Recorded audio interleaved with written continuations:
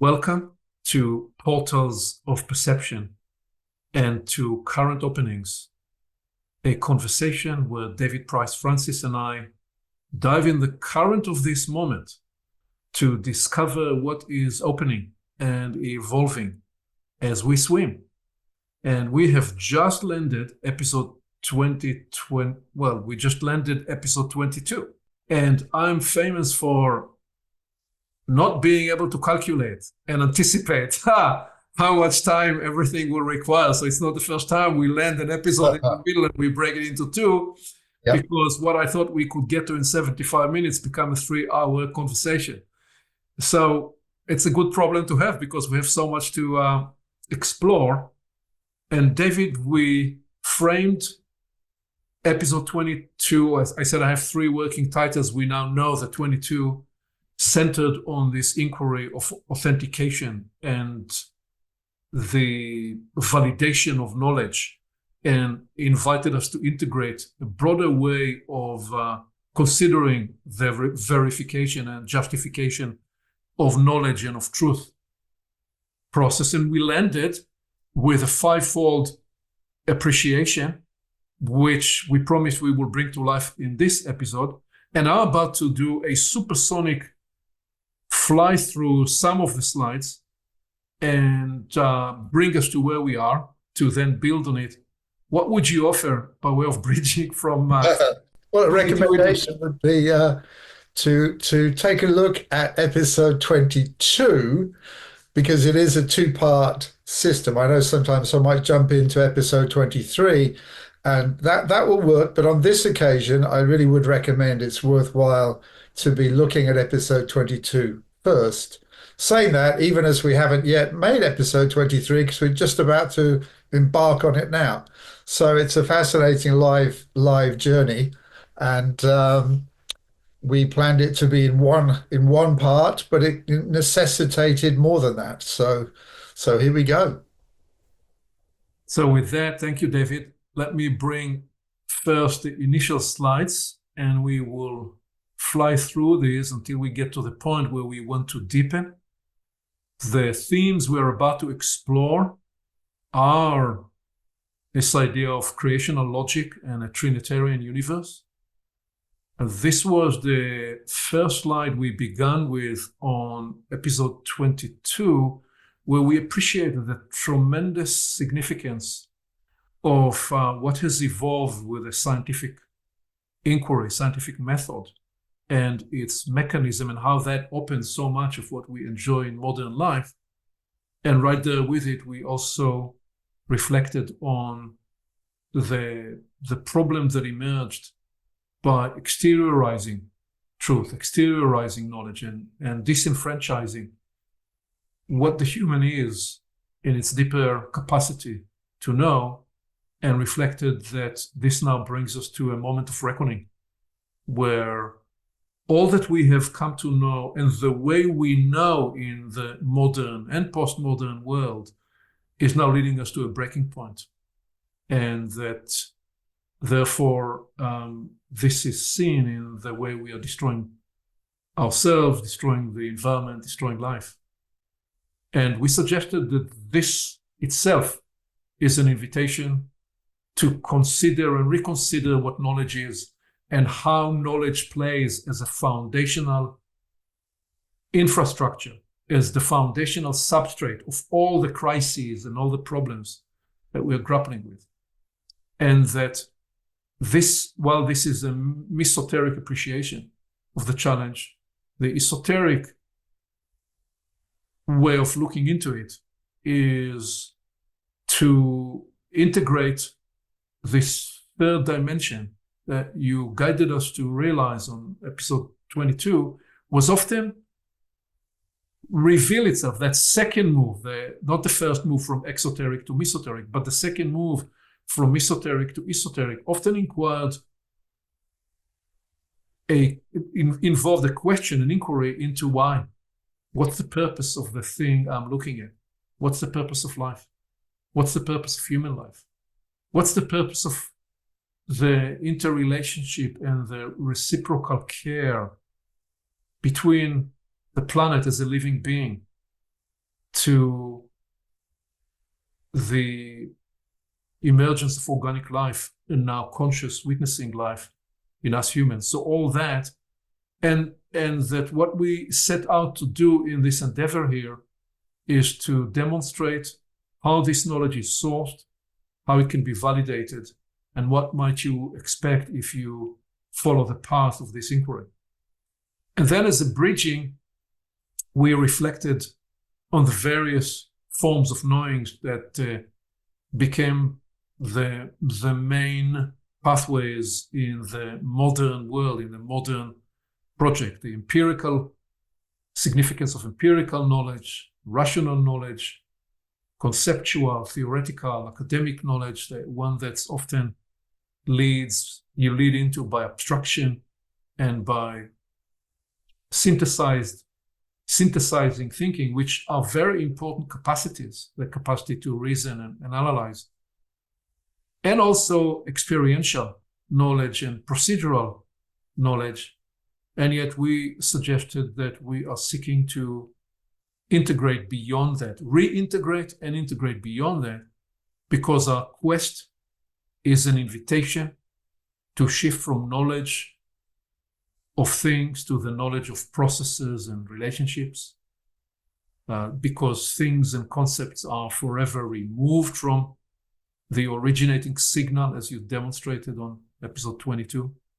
And therefore, we are leading into an exploration where instead of looking at the universe as a predictable, mechanical thing, a predictable machine, it is rather a universe that is self-organizing, self-arising, self-evolving, inside of which we humans are co-arising participants, and that is the central propulsion of the search for creational logic in the esoteric quest to connect with core processes and relationships. So that was a way of framing what it is we're about to do in this episode.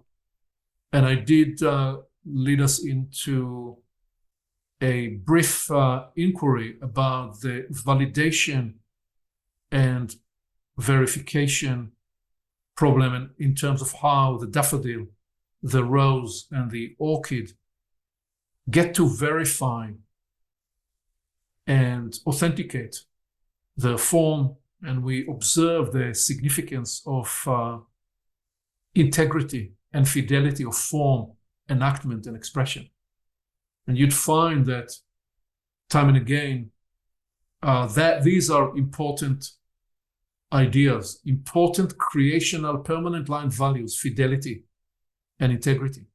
Because the last thing we landed on in episode 22 was why the techno-utopian solution is not a solution that will actually solve our problems, because it doesn't preserve, it doesn't maintain the integrity and the fidelity of the human form. Rather, it makes a path that carries no integrity and no fidelity. And we then integrated the inquiry about the authentication process of the mama bear, and reflected how there is a multi-pathway system that enables the mama bear to recognize and authenticate her cubs, as is the case with the dolphin. So all that was a bridging to get us to begin to explore what you described is really not just a new way into knowledge and truth, but a new way into life. So let me bring these 5 dimensions here and let you speak to that as a bridging, because what we promise we will do now in this episode is we will bring to life the way into creational logic and also demonstrate some examples of the inquiry into living applications and what then becomes possible, and do also number 3, and comment on the ecology of results that you could generate. Anything you'd want to offer to this? I did these 75 minutes in just 5 supersonic speed. What would you say to that? From an odd standpoint, catch 22. It strikes me 22. 2 plus 2 is 4. And looking at esoteric math, or creation math, as I call it, that is a squaring off. So we can get stuck at 22. But we've made it into 23, which is 5. Interesting, you talked about 5 approaches. So 23 is also the genetic coding of human life. So I'm looking on this in many ways as a new number 1, as a new beginning, coming at this from a new place, almost a certain breakthrough. If it was an octave of music, it would be breaking through into a new do. We'd have worked through the first. Funny how they call an octave 8, but actually it's 7, because you work through the 7, and you break into the 8th part, which is a new do of the next octave.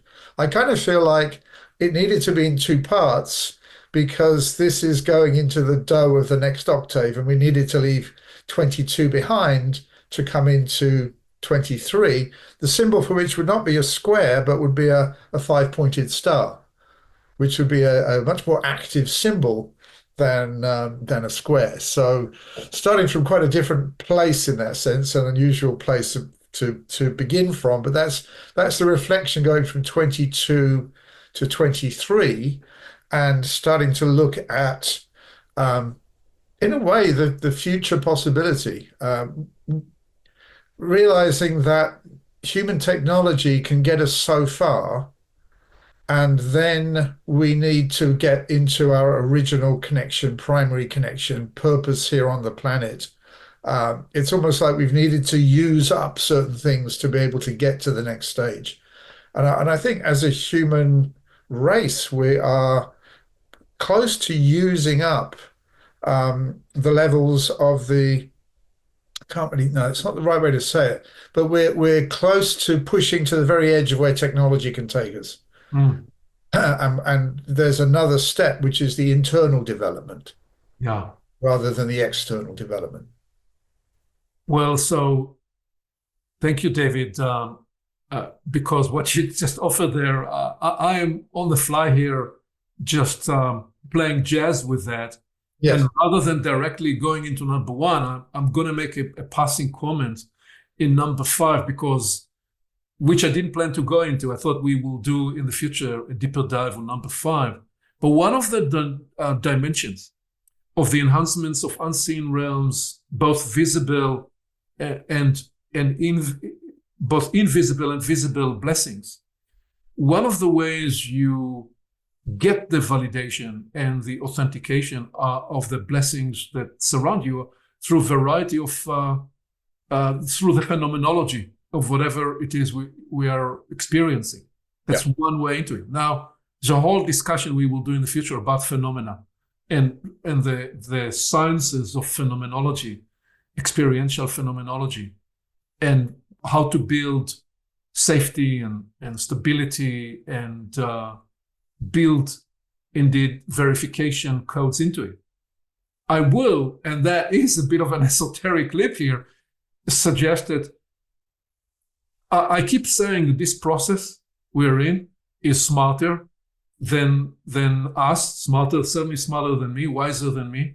I couldn't have planned to have this transition from the significance of 22 to 23. So you could begin this by saying, yeah, we are moving from being squared in 2 against 2 to 2 and 3, which is 5, which corresponds with this system and which corresponds with the genetic code. I couldn't have designed that.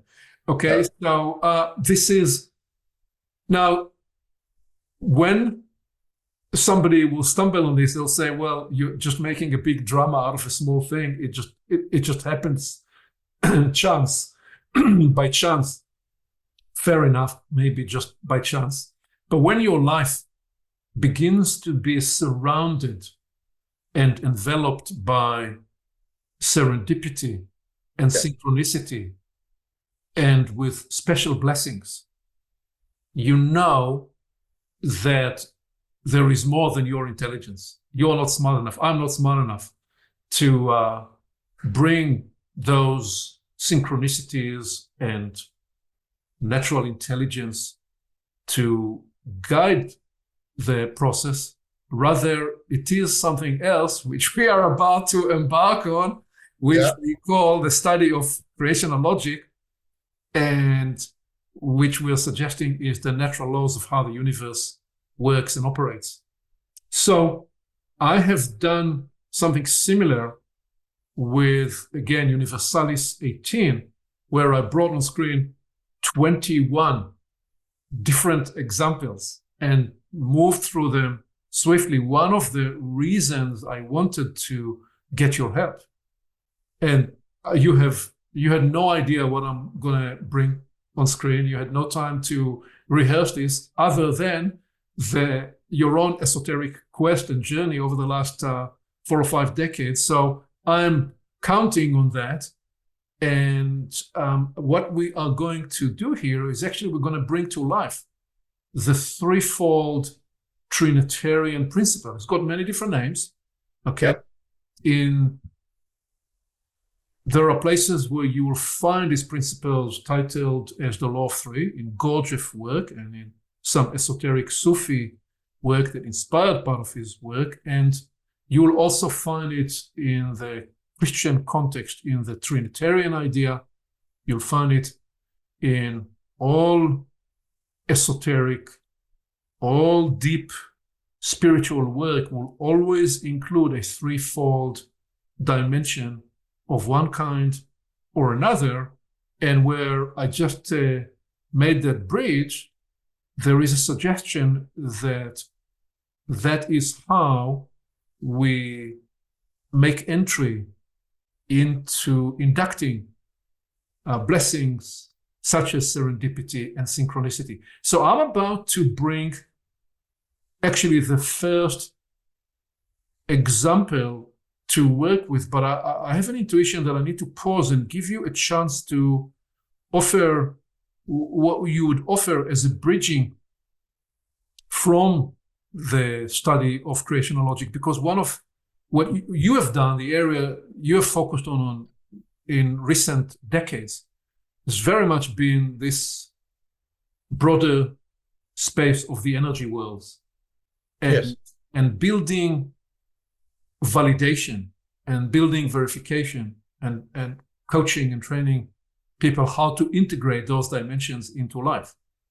So we are trying to proceed to walk the talk and practice what we preach, not that we preach anything, and actually try to thread through this content now by concurrently describing it at 3 levels. So have sufficient for exoteric, somebody who wants to follow us at an exoteric level, offer sufficient mesoteric substantia, and put the esoteric breadcrumbs. I say breadcrumbs merely because we can render esoteric information, and when we do so, it will be an offering that will appear in exoteric and mesoteric terms, because one person cannot take another person into the esoteric. The esoteric move is something you have to do by yourself, by actually engaging with a deeper inquiry and awakening yourself that fascination, that search. Only then will esoteric information be kindled in your process. You may say the most esoteric fact, you may offer the most esoteric testimony, but it will come across purely exoteric for somebody else watching it, unless they actually take that journey themselves. And what we said earlier was that the scientific inquiry was made possible through third person perspective? Well, we are suggesting that the esoteric inquiry is going to invite us to awaken a fourth and fifth person perspective, which is a universal view of what does something look like and what does something mean unto itself. So I just gave you here a bit more of a bridging to say whatever you want to say about this pathway one into the validation of knowledge and truth. Please, David. All right. I'm going to pick up on what you said there about how it then can be found at exoteric level to kind of foundation it in a grounded way, which is that creation law to me is primary. It's interesting. My parents would have liked it if I'd become a lawyer. And later on, I said, well, I did become a lawyer, but I'm interested in universal law rather than the law that they provided in the courts of the courts in England. So, yes, but a different kind of law. And universal law to me is primary. And that's what we're going to get into with creation logic. And then it appears in secondary fashions. So just to bring this idea of the law of three or the Trinitarian principle close into people, anyone who's ever done a budget knows that there's two apparent parts, which is income and outgo. So that's the what could be seen as the duality, the polarity. But the third vector, the third part of that, the reconciling principle of that is, oh, have I got money left over, called a profit, or have I spent more than I've earned, which is called a loss? And so you have a third part, which is either an upward pointing triangle in that dynamic, which would be, oh, I've made a profit, or a downward pointing triangle, looking at your diagram of a little pyramid there, which would be, oh, I made a loss. And losses are only sustainable for just so long. So now I have to make an adjustment in my polarities. Or I'm making a profit. Do I try and evolve beyond this, or do I just keep going because of profit I'm already making?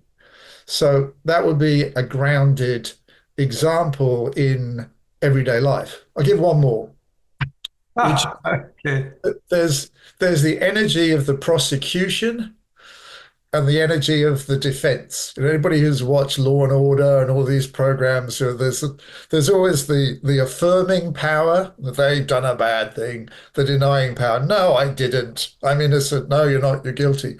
And the third reconciling principle is a judge. And the judge, very interesting name in Britain, was called the Justice of the Peace, which is meant to be someone who's at a higher elevation. They're not a mediator, because if one was red and one was blue, a mediator would be purple, sitting in the middle. But the judge in Britain, they actually put them in a high chair. They're elevated above, deliberately above the prosecution and defense. And they're meant to be able to reign, R-E-I-G-N, reign justice from above. And that literally is an icing property, just ice. It's a cold property. And it really is able to then adjudicate and say, this is what justice says. And then both parties have to accept it. In mediation, they can go, no, I'm changing this, I want to change that. But once the judge has spoken and justice has been administered, as they say, it's done. So that would be the third power right there, that, again, appearing in daily life. We use it every day in the exoteric. We're used to seeing things in three parts or seeing the polarity between two parts. One other lovely word there, which I've worked on recently, is diatribe. When there's two parts and they oppose each other, they cast diatribe. A diatribe is a caustic attack, which comes out of having two tribes, to a tribe, two tribes throwing things at each other. And what's missing then is that reconciling power, that third power. So we use it every day, but in a secondary way. So I feel now validated and verified in my intuition, but I'll tell you why I'm saying what I'm saying, because I anticipated and expected what just happened. When I threaded through this content in one way in Universalis 18, I went through 21 examples, and I thought it would be fascinating to explore these with David. But that would be literally 12 hours recorded episode. So I decided to trim it down to 4 because and you've just proven what I anticipate. That's why I'm saying I feel verified and vindicated in making an editorial choice to trim it down to 4, because what you started to demonstrate there is that the deeper inquiry of the Trinitarian principle reveals that there are different phenomenology. Like, for example, you instantiated the phenomenology of thesis, antithesis, and a synthesizing or reconciling power. So that's one dimension or one phenomenology of the threefold principle, which is a polarity and a third dimension that either integrates or transcends or reconciles the two. And we're about to bring 4 examples, one of which you kind of psychically already touched by talking about justice, and each of which will reveal a different phenomenology, and I'm going to ask for your help. So why do I say that you touched it? Because you suggested that there is just ice. Yes. Right? Yes. And I choose to bring this as the first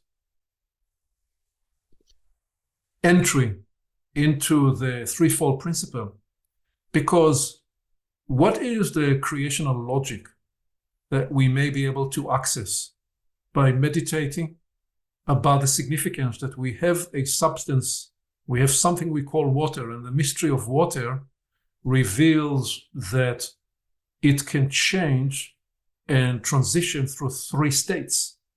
It can become frozen and become ice, it can be fluid as water, and it become gaseous as vapor.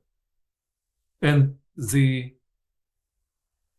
there is a fascinating story about how this was scientifically, mesoterically decoded in the first half of the 20th century, when they discovered the reason ice was able to float on water is because of the shape, the hexagonal configuration of the molecular configuration that's created when water is frozen. So that is part of the mesoteric inquiry and its discovery. The esoteric leap we make here, the esoteric discovery, is that when we introduce different levels of energy, we are catalyzing different states. So the same substance, the same atomic component, when the same molecular configuration, when introduced to different levels of energy, will produce what is physically, to the eye, the observing eye, will appear to be completely different and will offer a different experience. And why this is an esoteric key, an esoteric discovery, is because what it means is that we can look at anything in the universe and ask a new question. Well, what would happen to this when we introduce a different level of energy, including ourselves? What would happen to me when I integrate different level of energy? A different level of energy will, in some cases, make me excited and energized to run all over the place and to exude a lot of physical energy. And then a different nature of energy will make me wistfully quiet and observant and filled with different feelings. And I will also suggest that, as we have explored in previous episodes, different ideas that we may be able to integrate and process, they contain different levels of energy. In the most acute sense, when we talk about the significance of exoteric, mesoteric, and esoteric knowledge, what we propose is that esoteric contains power that holds together the greater dimension of whatever it is that you are looking at. In the sense of the cathedral, there is the holy of the holy in the middle. That's the esoteric core, and it gives reason and purpose to build this beautiful cathedral all around it, and the grounds that envelop that cathedral.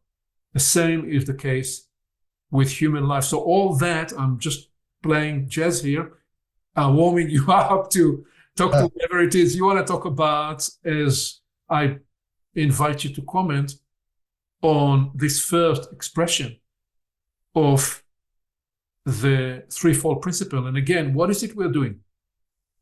We're demonstrating that to expand our field of knowledge and to expand the way we integrate validation, authentication, verification, one of the main pathway we begin with is building inside our cognition, inside our experience, inside our living, all the aspects of our living experience, down to every cell in our body, the attunement and the awareness of creational logic, of which we begin with the threefold Trinitarian principle. What would you offer as an entry into this, David, please? I'd pick up on the cathedral. I love that analogy of the cathedral and the inner sanctum in the middle, and the idea that there's a nuclear core. Actually, I'll move it to a nuclear reactor in a way, and that right in the center, there's the radiating power of the nuclear core, which has a tremendous energetic potency, and it radiates out into the circumference around it. And it then presents itself in a million different ways in all aspects of planetary life, organic life, and human life, and human going on. And how then so many secondary creations of the human, we looked at that in episode, I almost called it Catch 22, but episode 22, so many of the secondary creations of the human, they then echo the core laws of creation. And there are multiple examples I can give of that, even factually, where someone who was inventing the fixed wing aircraft was studying birds. It's like taking something from creation, taking creation dynamics, and then echoing it into human form and human created technologies. So this dynamic of the threefold principle, the affirming, the denying, the reconciling, the yes, the no, the person who's deciding whether they want to affirm or negate something, that it's throughout organic life. So a very powerful example, if you look at a flower, it's in process, but it's always subject to the birth of organic life and then the death of organic life. We live our lives between the gateway of being born and dying, and then we are in process in the middle. And that in itself is the Trinitarian principle at the most elementary level that we use as our framework for living every day. And certain religious ways, like say, I know in Buddhism, Buddha recommended thinking about death every day, because that would be a key to development, because it would bring with it an awareness of both polarities, not just I was born and now I'm in process, but you will be exiting. So to actually have that awareness by introducing the two principles, the left and the right, at the same time, it causes meaning in the middle. But if we just try and start with born and live on, then the meaning doesn't get squeezed out. The meaning kind of gets squeezed out in the middle. The fact that we're dying, it's causative into how we view life. So it's in everything. A pharmacist once told me this. He said, it's not a matter of if there are side effects, You said for every clockwise action that we make with our new pill that we're working on, there's always an anti-clockwise action coming the other way. It's not a matter of will there be one, it's what is it?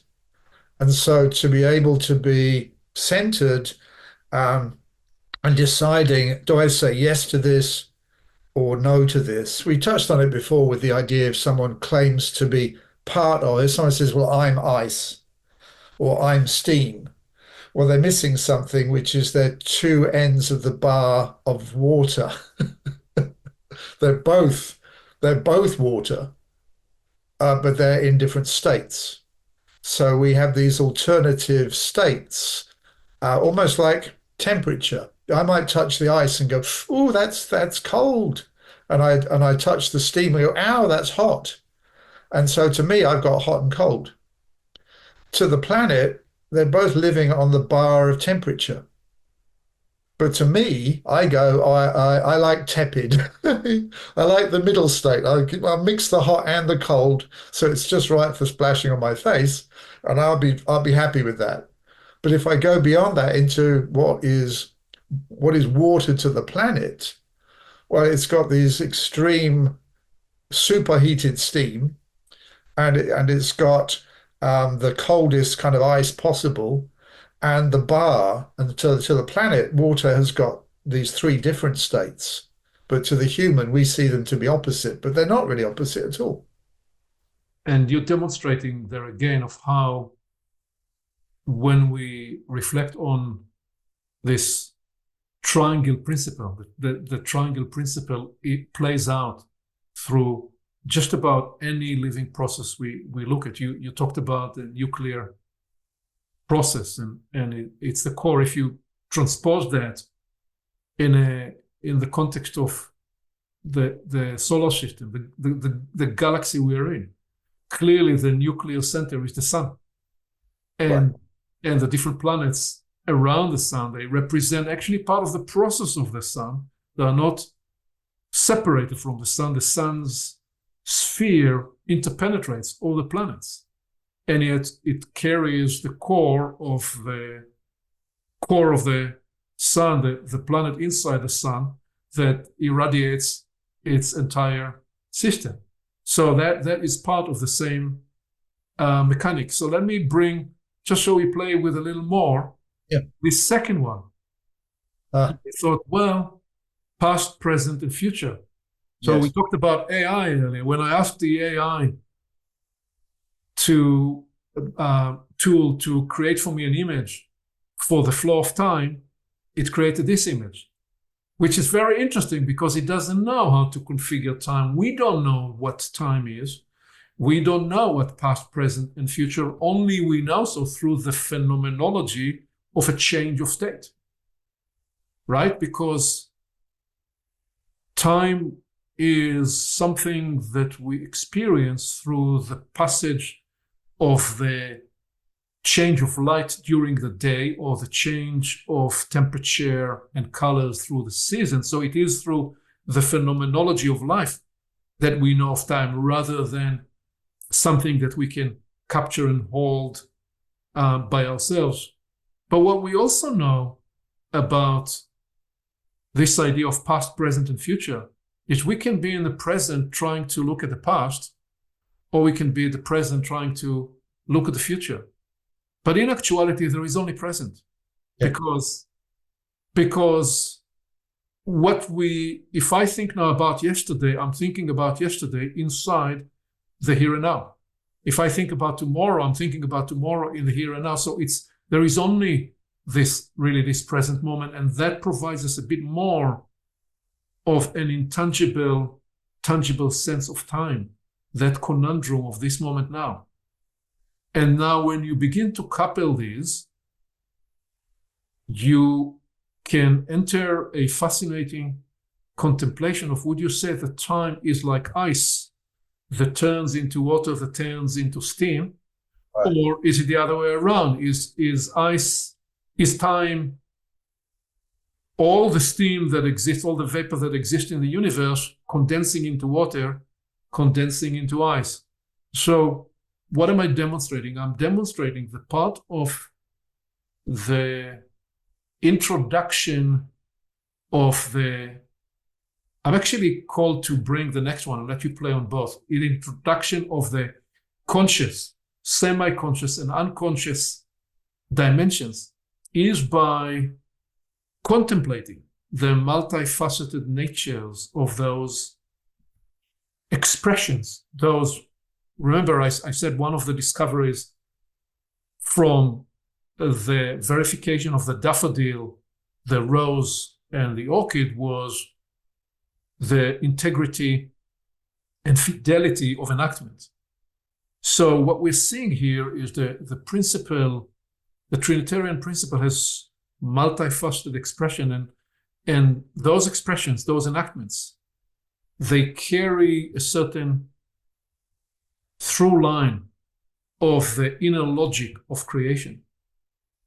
And for the endeavor is to go beyond head knowledge, beyond conceptual, beyond even empirical, but to lead into the contemplative, to lead into the intuitive. And one of the ways we do this is through the contemplative art that helps us engage the semi and the unconscious dimensions and vectors with everything we are exploring. What would you say? How would you play with these three enactments? And you already brought others. I mean, you brought into it the affirming and the denying and the reconciling power. So you got plenty of toys to play with. Where would you take it next? Well, within what you were saying, that one of the primary ways that in so many traditions there's an engagement with the intuitive aspect is to focus in on something which is somatic. So breathing or feeling the pulse. And why is that? Like the rest of organic life, our planetary program is living in the present. I don't think a daffodil is worrying about the past or planning for its future. I think of flowers also as flowers. Energy flows through them, they're flowers. And they live in the present moment. Our heart is very much beating and working and living in the present moment. It's our conscious faculty, to put that to it. But there's a lovely question: what does that really mean? But it's the part of us that's able to think and be aware to whatever level, that's able to go, oh, I'll do that tomorrow. Oh, that was yesterday. Oh, that was last year. That's this year. I'm worried about the mortgage. How am I going to do this? How am I going to do that? It's all going on cerebrally. It's not going on in the rest of our system. So when we try and move from conscious more into the unconscious, one of the primary technologies for attempting that's been passed on from the past to be in the present is to bring our mental faculty into alignment with what's going on with our planetary program. In other words, our heart is maintained by an electrical signal, and that electrical signal is always happening in the present. We have a problem if we try and run on yesterday's electrical signal for our heart, or let's just delay beating until tomorrow, then it's not going to function. It always has to be in the moment. So it would be, in terms of the ice and the steam, it would always be water, it would always be in the present. And so our organic planetary faculty is able to be in the present moment. And we're mostly unconscious of its workings very often. But our mental faculty can go into the future, can go into the past. And then we try to say, well, hang on, let's be in the now with the rest of us. And that's where we look to get intuitive process. We look to open up space for something to come through from the unconscious. Because our conscious very often is projecting backwards and forwards. we're always, I mean, take a simple example. If someone's arrested, they're always arrested for something happened in the past. We can be arrested in our thinking. We can also get lost in the future. We can get nostalgic, but the rest of us doesn't do that. Our blood doesn't get nostalgic. Our ears don't get nostalgic, but our mental faculty can. So, so I'm very caught with that feature of working with the mental faculty to bring ourselves into the present moment. Like right now, we're in the present moment, working in the now, and I don't know exactly what I'm going to say next. And although the slides are prepared, you don't know exactly where you're going to go with the slides. So we're in a dance in the present moment, which makes it exciting. Also, it brings passion. Um, Indeed. Whereas if someone's like, well, I've preformed this and I'm going to deliver it exactly as it's been preformed, it has a flatness to it because it's got the energy of the past. I think that's one of the reasons that school can be so boring is because it's always classic. It's bringing the past. It's bringing the past. It's bringing the past. It's not so much till you get out on the athletics field, then you're in the now. But in the classroom, it's very often, well, this was what so and so said, and so and so said, and this has been discovered, and it's ice in terms of the solid. It's another one, solid, liquid, and gas. Yeah, Same idea, but different. We can take other materials through those three states. The past will tend to be more solid, and the future is more gaseous, a bit nebulous. We're not quite sure how it's going to be. And the now, we're more in the fluid of the moment. indeed. And so you're making there a point about how everything else in life around us and in nature, the daffodil, they're unconscious and they're in the present, as is the case with our body. Yeah.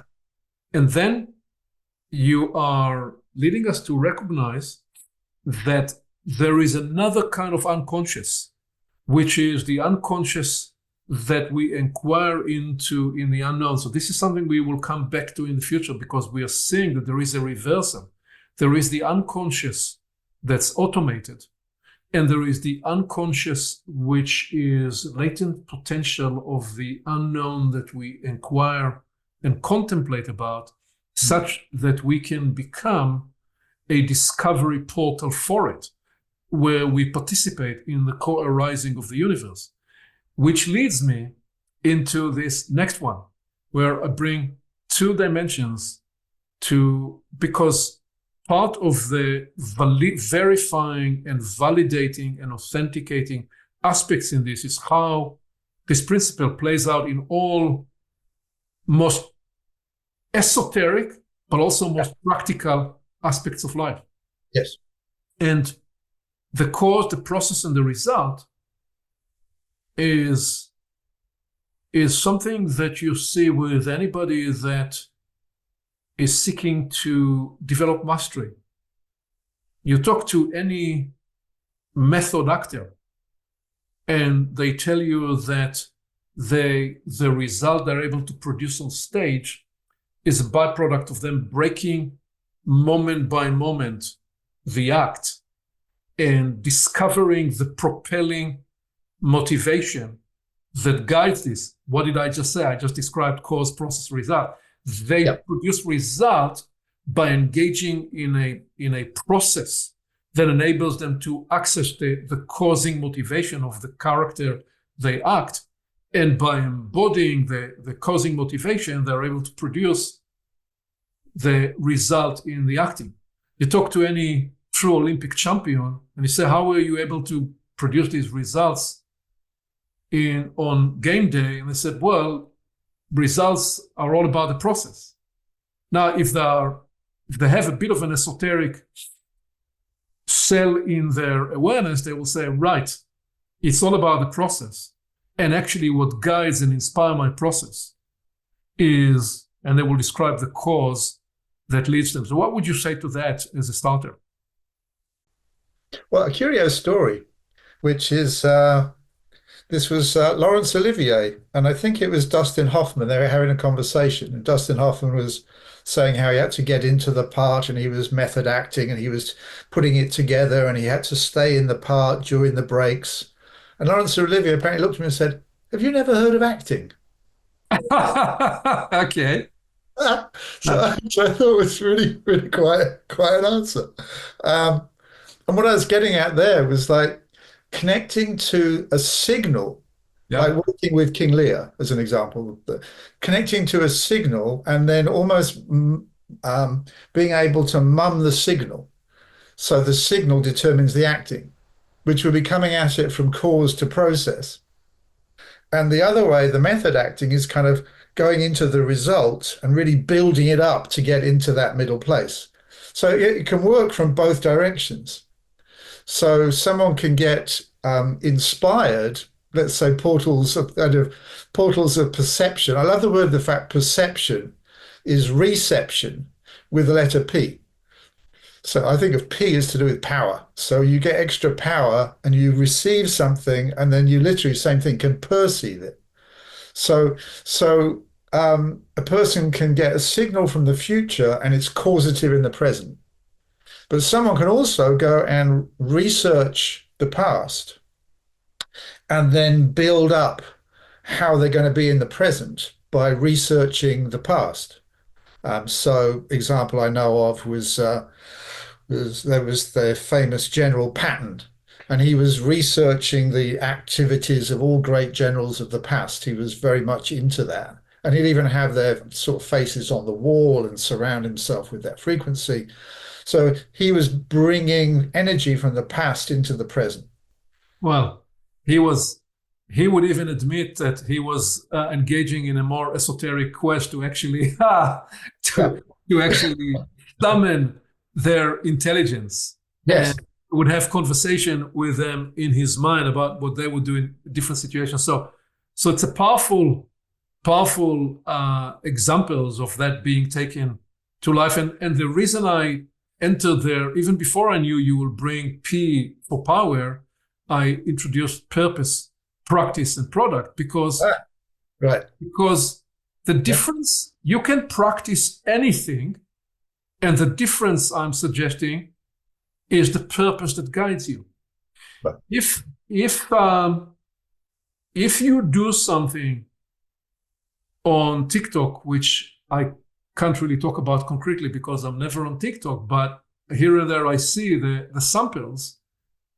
If you do so to find fame, don't be shocked if you will one day go up in flames, because that is the intention that propelled you. That's the purpose that guided you.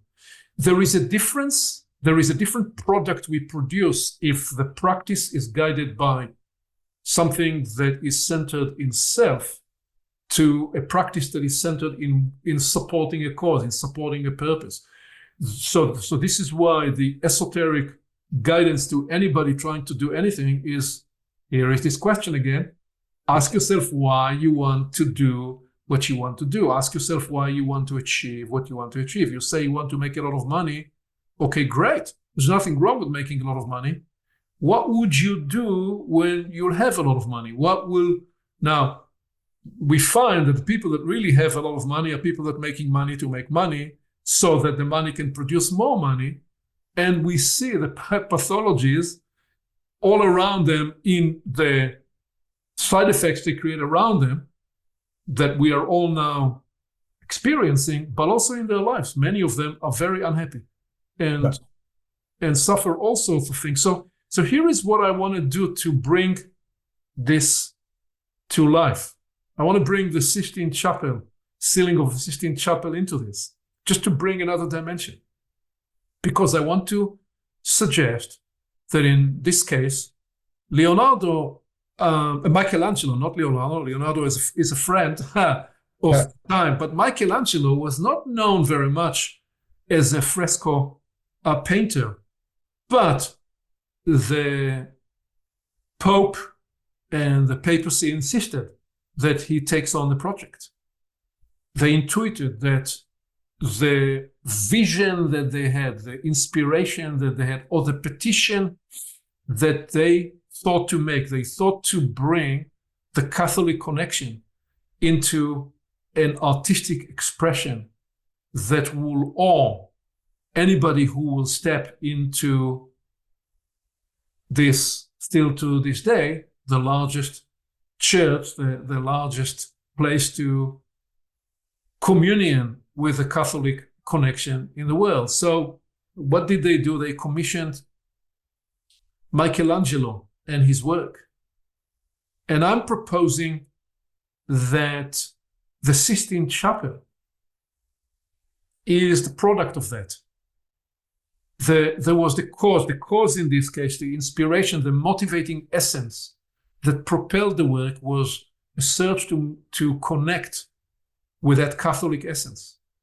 And it is said that when he completed his project, he was a different man, partly because of the working condition and the difficult physical labor that was involved.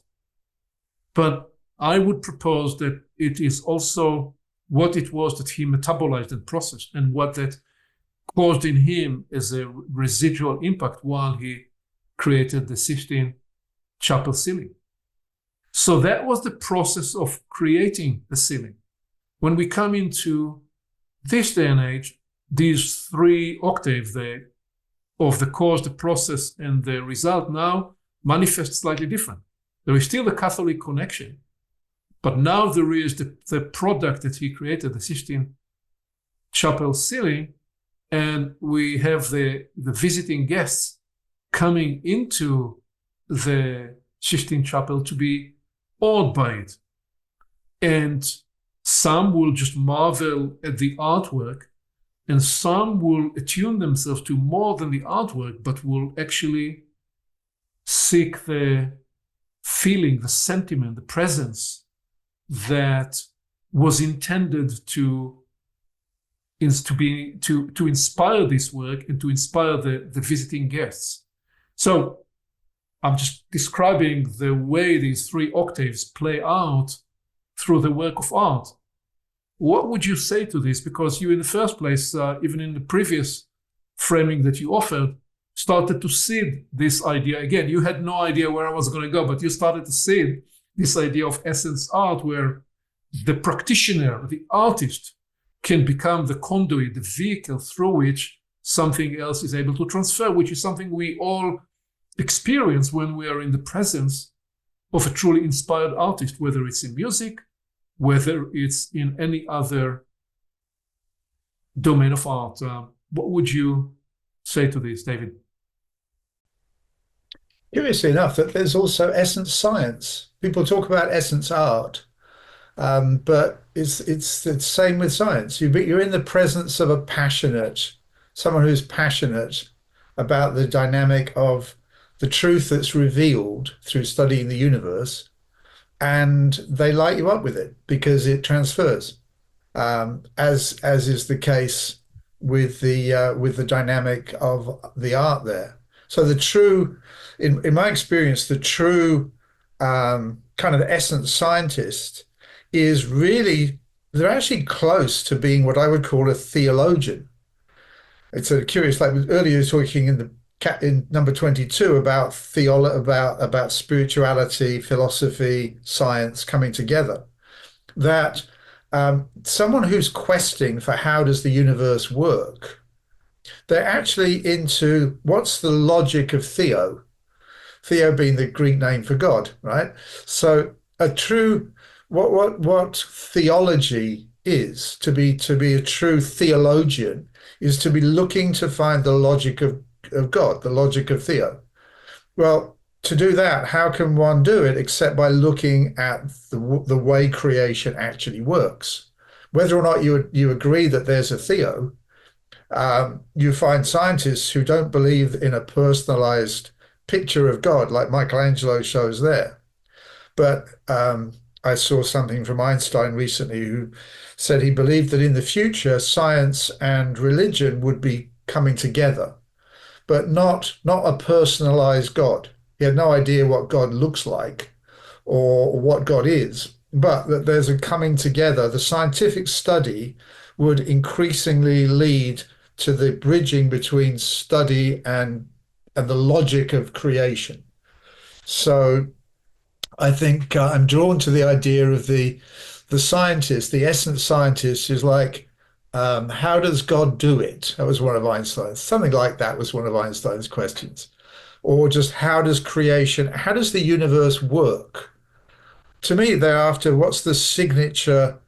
What's the inherent laws of the universe, regardless as to whether they believe in a so-called divine being, but they're looking for the laws of the universe. To me, what they're looking for, because I'm religiously inclined in that way, is they're looking for the signature of God. They're looking for the signature of Theo. They're becoming theological, but they wouldn't admit it because they've got an allergy to the picture as shown there of God as a 32-foot high man, you know, which I would also completely not agree with. I don't believe in that personalized humans made that God is made in the image of the human. I don't see that to be the case in terms of looking like us. Yeah, but that there's a logic to creation through which we can discover its laws, and that gives us an indicator as to that originating power, that originating force, whatever name a person wants to put with it. And we are making our entry through the side door into the inquiry of the true form of this creative divine force, which we are proposing is Trinitarian by nature. Because the fact that we can observe all these different expressions and different phenomenologies through which we see the triangle principle is a revelation about the very nature of the universe and creation and God. And I just mentioned there now 3 names. But you could define and come into this Trinitarian principle, obviously through the Christian Trinitarian idea, and you can come into it through the Hindu Trinitarian idea. So there is something that we are tapping here. Yeah. And our proposal is not that you should convert to one form of spirituality or one form of religious dogma, but rather you can attune yourself to the ways of the creative process, the way of the creational process.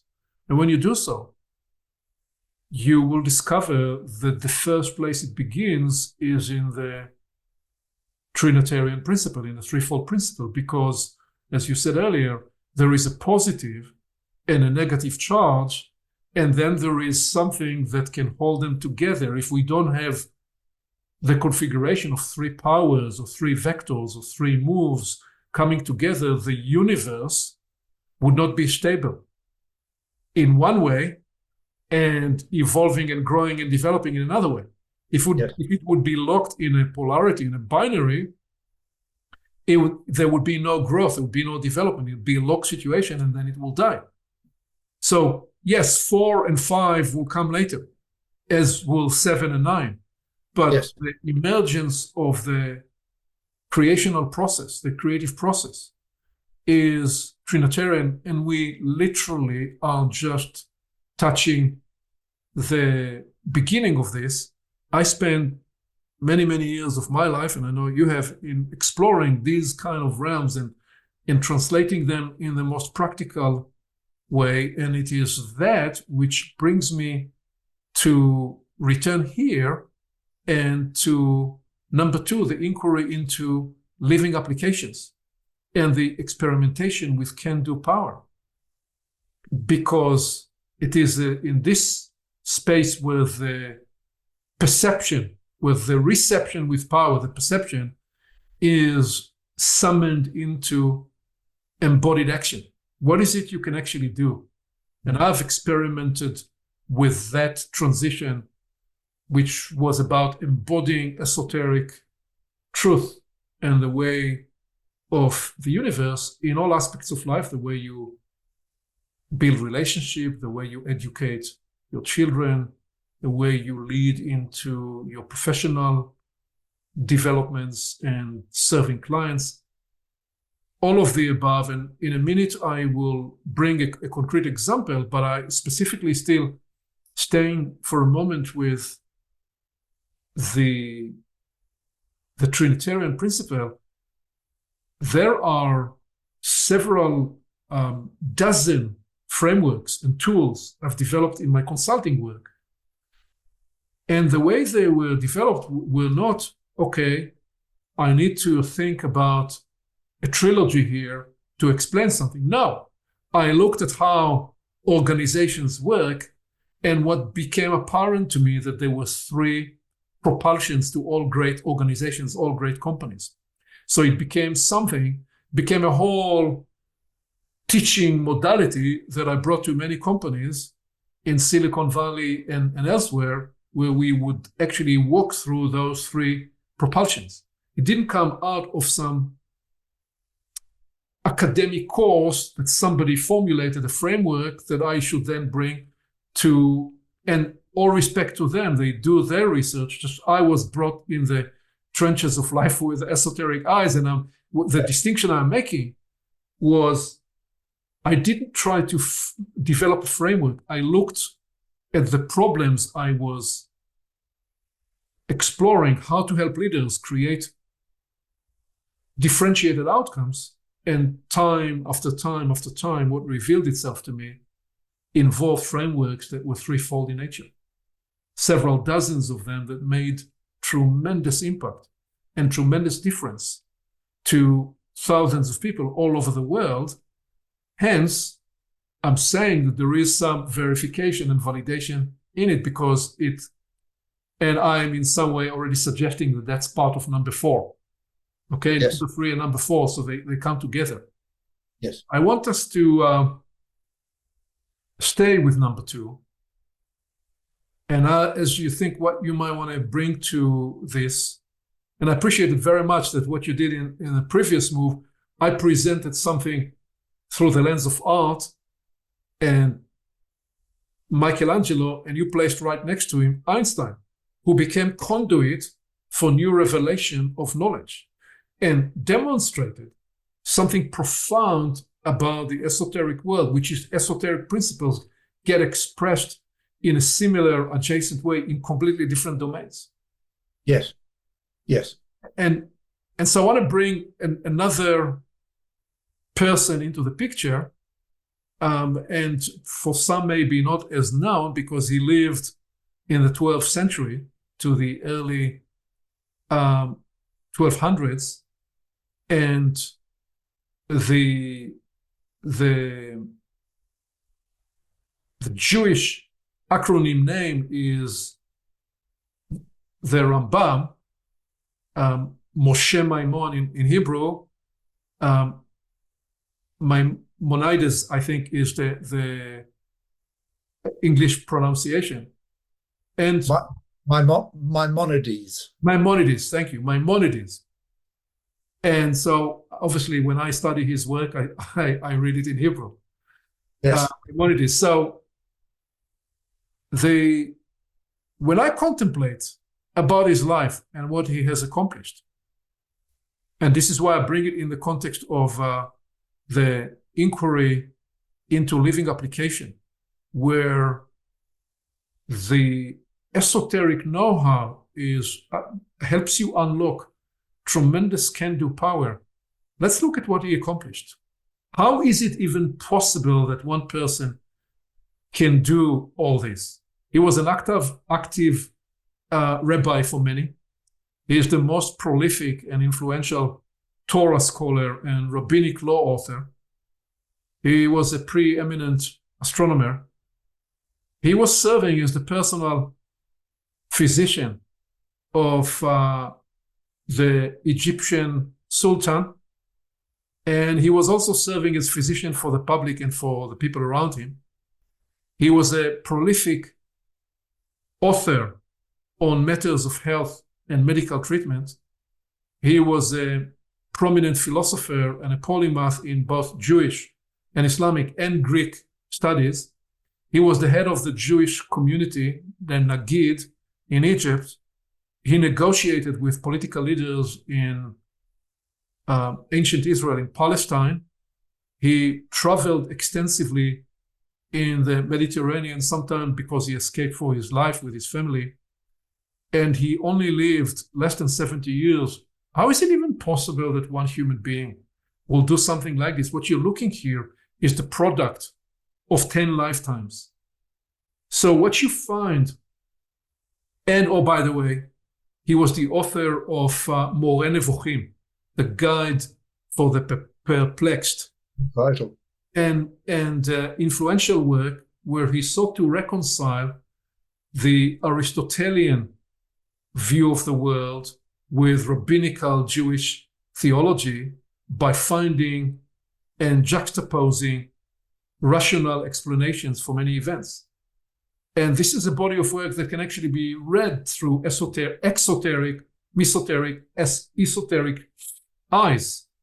And the esoteric hints are spread all over. And one will need to distill and make connection because he wanted to serve these three needs. So the two things to say about this. First, he represents the conundrum of all esoteric teaching throughout the ages. There's always a problem.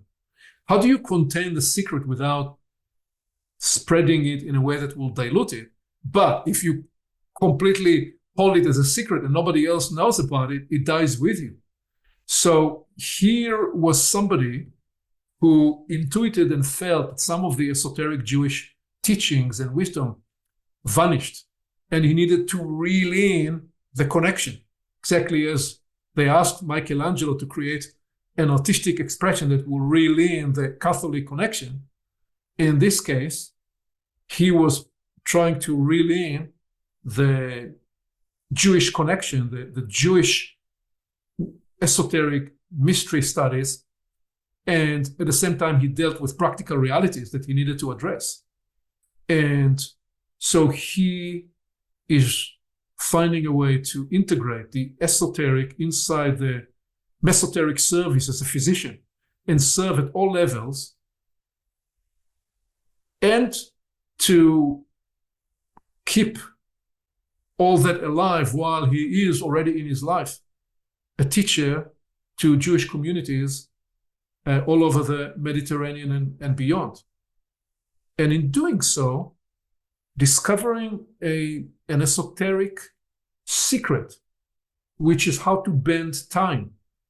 Because what we said is we're seeing the product of his life is not something that is plausibly possible in one lifetime, unless you operate at a higher octave that enables you to traverse different domains of knowledge and to arc to the esoteric core of those different domains and work from within that core, wherein you are not completely subjected to the gravitational limitation of chronological time in the planetary sense. So this is where I'm trying to describe the sense of living into the esoteric actuality. This is just one example. We could bring 40 other examples.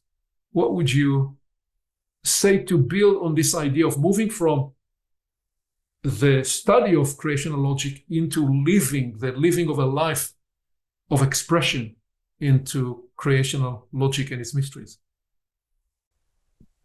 In a few words, greater intensity of process. So cause, process, result. How can there be greater intensity of process, greater connection to the cause?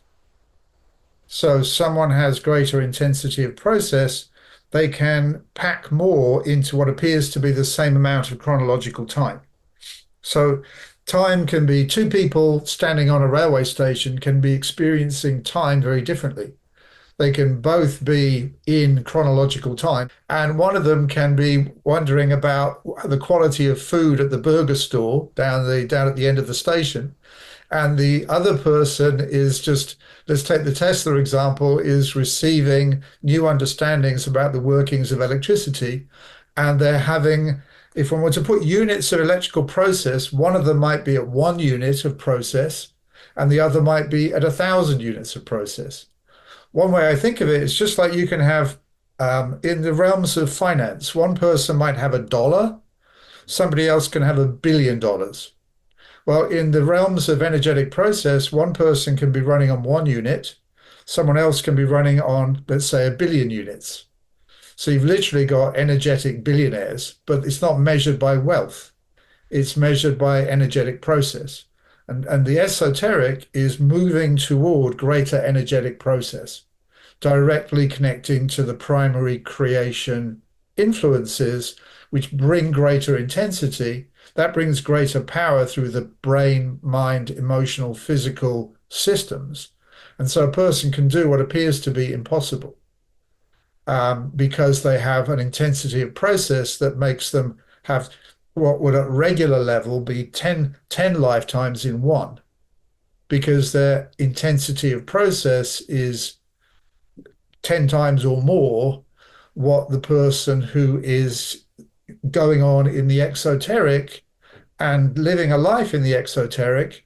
But to quote an old Polish saying, sometimes getting older just means we're eating more potatoes. And so there's a difference in the voltage amperage, to use scientific terms, running through a person. And these days, those tend to be called subtle energies, which is the idea of the energies that are coming into the human through the universe, but also the energies that are coming from inside the person, someone who is, we could say, spiritualized, has a greater flow of their spiritual potency going through them. They light up and become illuminated in ways that another person doesn't if they're running on, let's say, primarily on their stomach. And this is without judgment. It's just that the human systems are so amazingly capable of different levels of process. So someone who's a gourmet, who's really focused on food, is going to get a certain level of process. But someone who's like, how does God do it? How does the universe work? They're going to be connecting into a different kind of energetic process, and that's verging into the esoteric. And So it's what we think about, what we have emotion about, how we use I tend to think of it these days as just in very simplistic terms, that we have our intention, we have our will, our wish to do something, we have the feeling that goes with it, and then whether we have the actual energy capacity from our physical body is also a key ingredient. I think of it, I've put an acronym to it these days of WELD, which is will, energy levels, and devotion. And that to me is like a little call over of the yeah, different participants in a more intense life. and it does, David, integrate an important reflection again on the reason why we do what we do, because we've seen in the last several decades that many esoteric practices were brought into mesoteric and exoteric realms. So you'd have people who would practice mindfulness or other techniques as a method to make more money. Now, again, nothing wrong with making a lot of money or being very successful in your artistic or athletic career. But what is the reason and the motivating power that defines what you do? Yeah. Hey, I made a lucrative consulting career out of my experience and knowledge, so I'm not critical of it at all. But I kept myself forever tethered to the deeper reason and motivation of why I was doing what I was doing. I've always worked to. I would come into a company and I would serve the business agenda, and my either overtly stated or under the radar propelling reason was, I'm here to also help these people who work in a very tough and difficult and sometimes toxic environment reclaim their humanity. So they are healthier physically, mentally, in every sense of the way, and operate at a higher level of energy, and such that they're able to produce better results with their teams. So in a similar way, we can see that there are many people who attempted all sorts of esoteric practices and pathways to bring those into just achieving faster, better results in the worldly life. And while there is nothing wrong with achieving those, there is something that cannot be acquired when the causing motivation is divorced from the reason as to why a body of revelation or a body of work in the first place appeared, because the connective tissue is actually not sustained through that transition. So what I want to lead us in the final round, I know we've been running it for a while, I want to do a rather quick one with number 3, because what I just suggested is that the environments and the systems produced by creational logic and its application will manifest in the ecology of results you generate. So we already stated a lot of it. I'm simply going to recapitulate what are some of these results. So here we go with this. And I'm going to bring the full slide and then let you play jazz with whatever resonates. Well, so what is part of the ecology of results that you may be able to generate, in which I'm proposing again, the results you create, the results we create represent part of the integrated validation and verification. So, first result is represented in your well-being, your intactness, your sense of vitality and resilience, the energy that propel you as a life. You talked about, do you have $1 billion at your disposal to play with, or $1? Well, you can have $1 of energy or $1 billion of energy. Yeah. And right there with it, it leads to what kind of versatility, what kind of resourcefulness, what kind of creativity, and what kind of inspiration guides your work and guides your endeavor. And what, therefore, perceptiveness, intelligence, mental flexibility, and with mental flexibility, you'll always have humor. What envelops and surrounds you by way of the ecologies and systems and environments that you are cultivating in these senses. And what, therefore, is the kind of harmony, the charisma, the self-authoring power, the leadership presence that you will cultivate. And therefore, the connective power, the special abilities, the healing capacities, and the transmission capacities. So this is not me dishing out a menu of come get this quickly in a 3-day course. That's not the context of making these promises.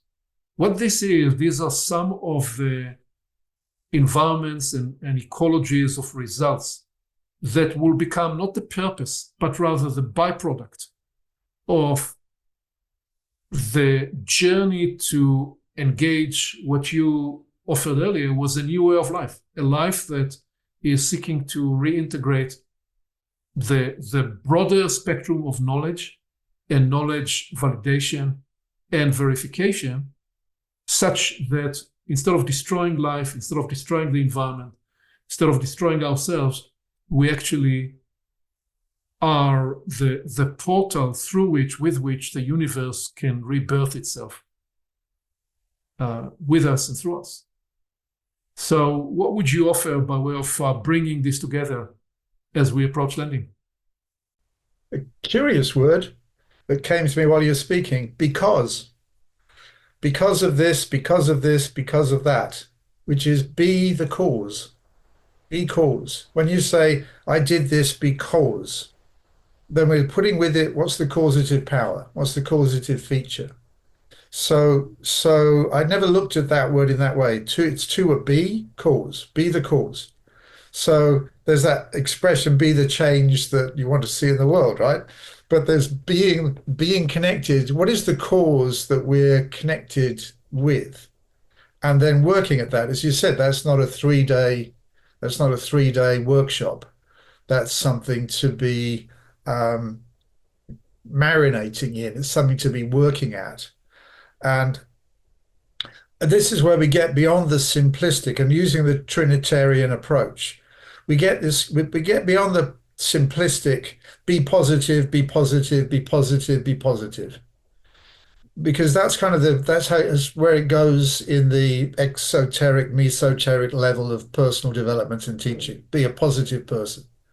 Well, if you're going to be a positive person and that's what you're sticking with all the time, the antithesis is coming up behind you to hit you around the back of the head at some point. So it's be a positive person and be a negative person. Be positive and negative. So that idea of starting a school of negative thinking I mentioned one time. But why mention that? Well, because if we're going to maintain a position that is toward a cause, we're going to need to not only accept certain things, but also reject certain things. You mentioned the teacher Gurdjieff earlier, and he first introduced the law of attraction in the 1920s. But with it, he put the accompanying law, which is the law of rejection, the law of repulsion. That was it. So, so the thing is not to be attached. You don't want to be attached to a positive polarity or a negative polarity, but to be in that reconciling place that can say, well, now I need to be accepting. Now I need to say, I want to, my cause says, say yes to this. My cause says, say no to that.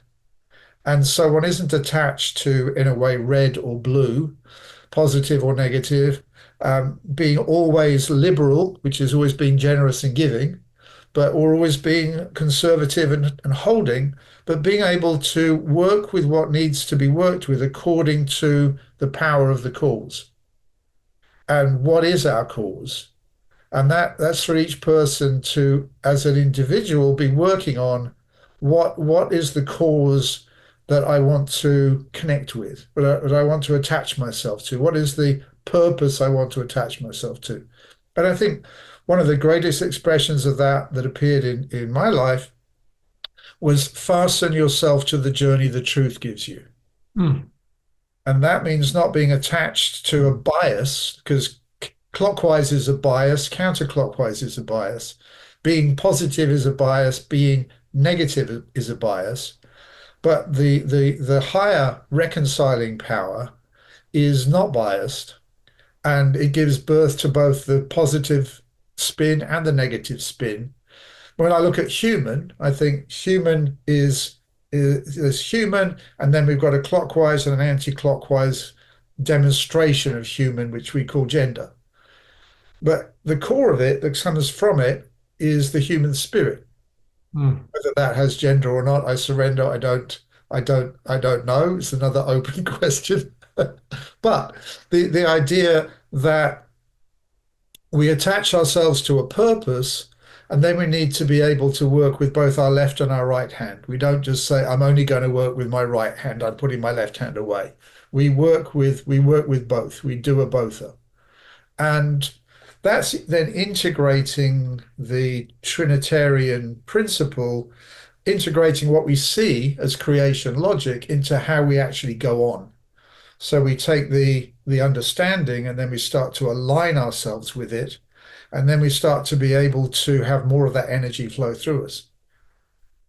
And since you invoked Gandhi earlier by talking about the change you want to become, the change you want to see in the world, be the cause.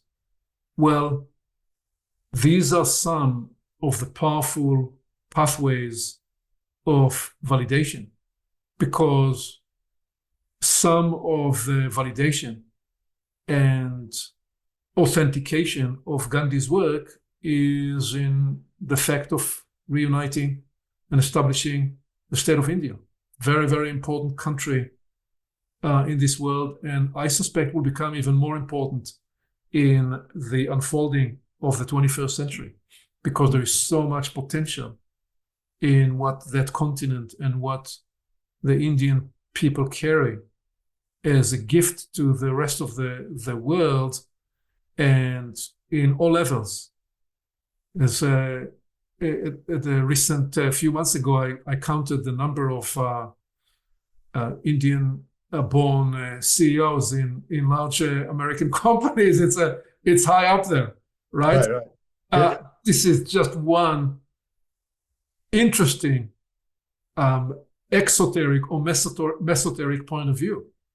The esoteric point of view is that there is some validation to what those people represent, and he was a servant of that cause.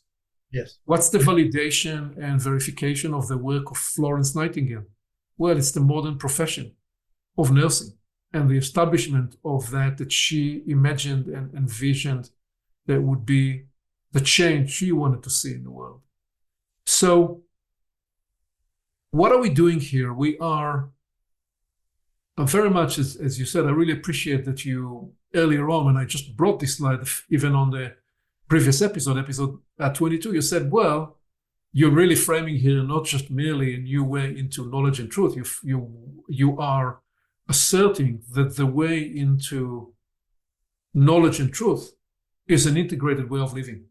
Yeah. Where the way we live our life, the environment, various environments and ecologies we participate in, natural and human environments, and the universe at large is a integrated way of being.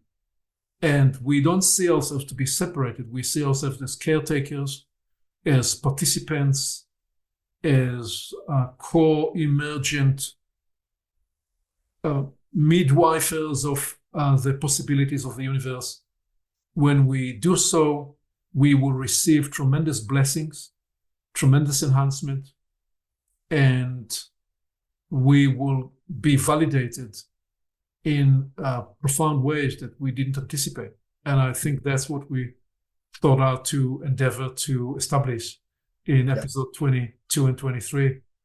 Thank you very much, David, for accompanying and co-leading and playing jazz with all of this on the move. Yes. And I what turns up in me is lighting the way toward a new way of life. It's that significant, and it's turning up in dialogues between people, right now in different parts of the planet. But there is a lighting the way toward a new way of life, and that is more connected with the cause. That idea of be cause. And even when you mentioned Gandhi there, I mean, not by chance he's called Mahatma, which my understanding of that means great soul. It's said to be of a great soul, or to me, I think of that as a certain spiritual power, spiritual potency. And that speaks of the new way of life of the human, becoming more spiritualized, or as you've called it, also Homo universalis. So there we are. We integrated the Catholic connection, the Jewish connection, and the Buddhist connection as just an accompanying natures to this exploration, and so much more to get to and develop, David, when we come back to further the inquiry into all 5 of these domains. I think we just framed here some more that we will want to get to in future conversations. Let's see what happens in car openings 24. Now that's an interesting number, so we can think what that will be about. Yes, it is. We shall see. All right. Good to be with you, Aviv. To be continued. Thank you. Bye. Bye.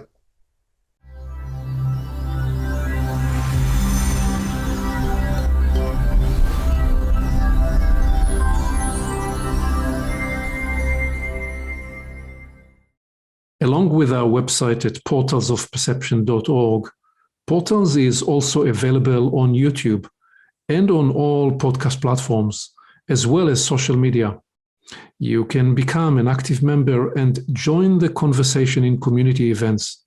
And you can help us get the word out by liking this content and by sharing it with your friends.